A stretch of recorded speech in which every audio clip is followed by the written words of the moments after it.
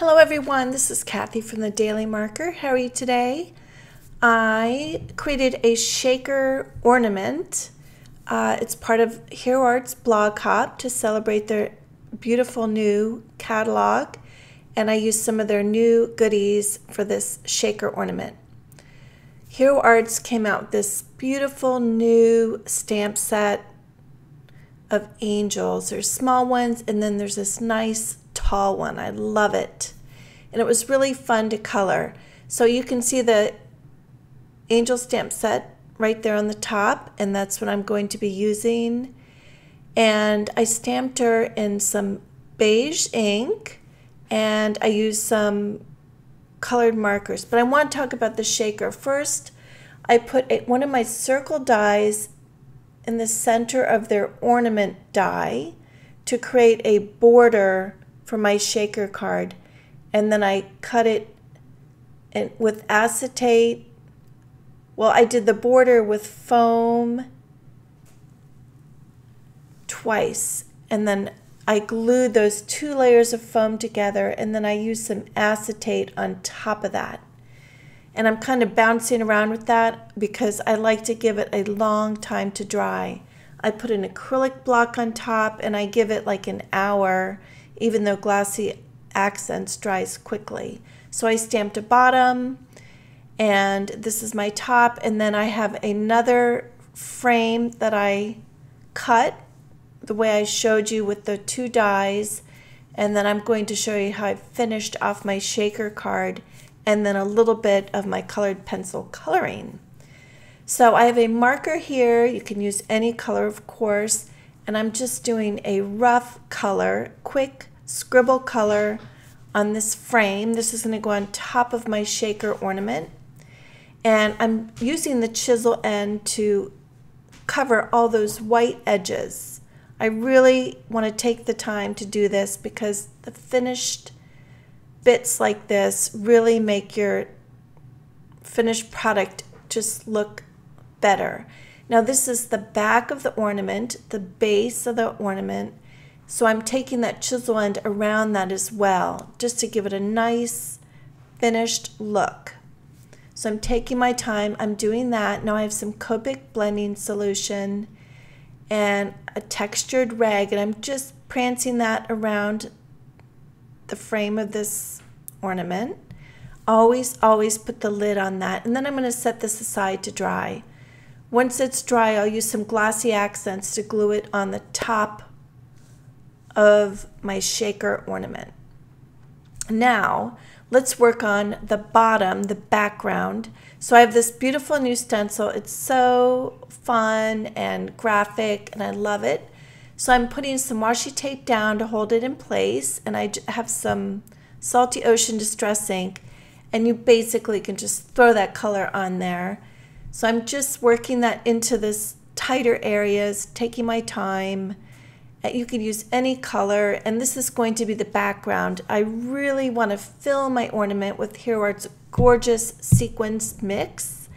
So when you shake the sequin mix around, I want you to find something, kind of like a little surprise, even though I'm filling it really full with that shaker mix. So this will be the back of the ornament. Now, to finish it off, I'm just flipping it over. So if you're hanging it on a Christmas tree and it turns around, there'll be something on the back. And again, I've made shaker cards before. You can just put a card back on this, and it'd be a really cool card.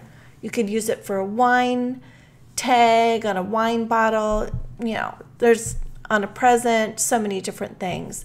So I'm taking the same color Distress ink, and I'm just working that around the edges. I just want a little bit more color there, and I just want for the eye to pull in. I don't want it to be bright white.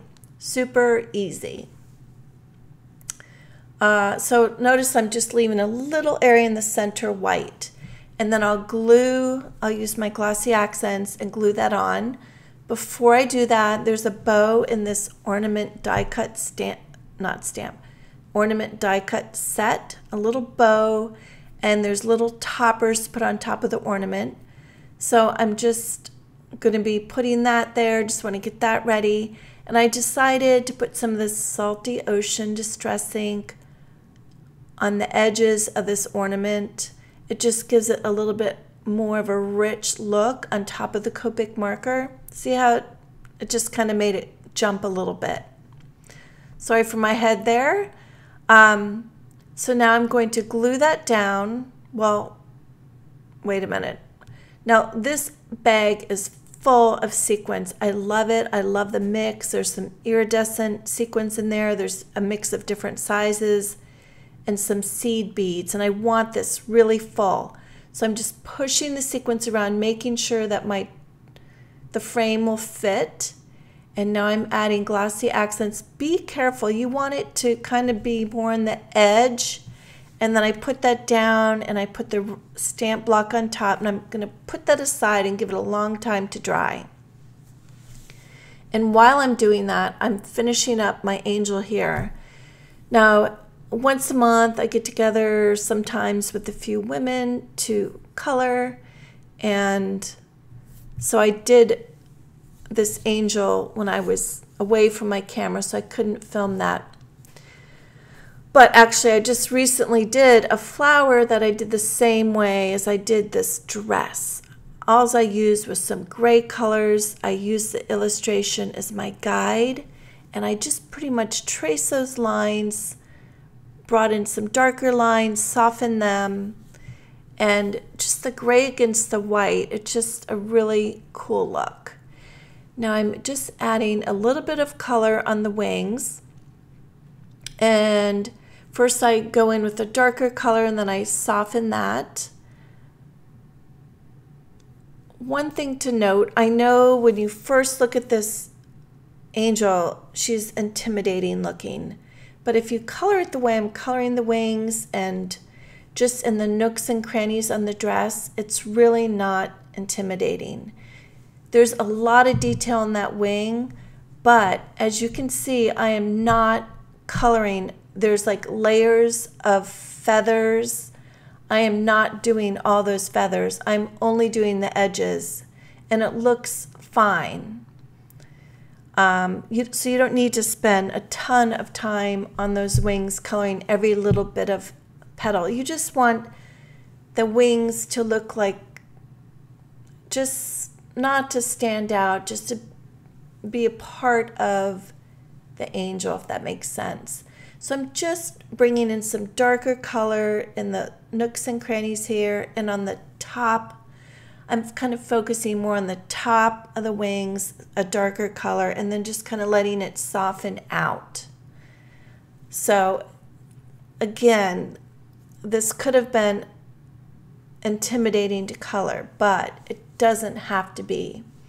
And I have to tell you, I was afraid to color the hair, and I just couldn't even turn the camera when I was on. So I ended up just tracing the lines and then thickening those up, and the hair worked out, thank goodness. I just don't like coloring hair.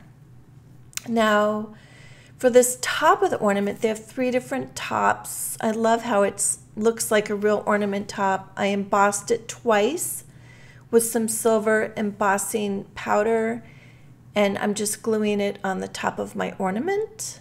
Super easy, like duh, right? But this really came together nicely, and it was really fun to do. So I'm going to put some foam tape on the back of the angel and popper on the front of my shaker ornament. Now, here's the foam tape. And I just want to impress again, I have 2 layers of foam between the base layer and the top layer. So I have room for a lot of sequins. Now I have a black colored pencil, and I'm just kind of adding some little accents to this bow, just give it a little bit of pop.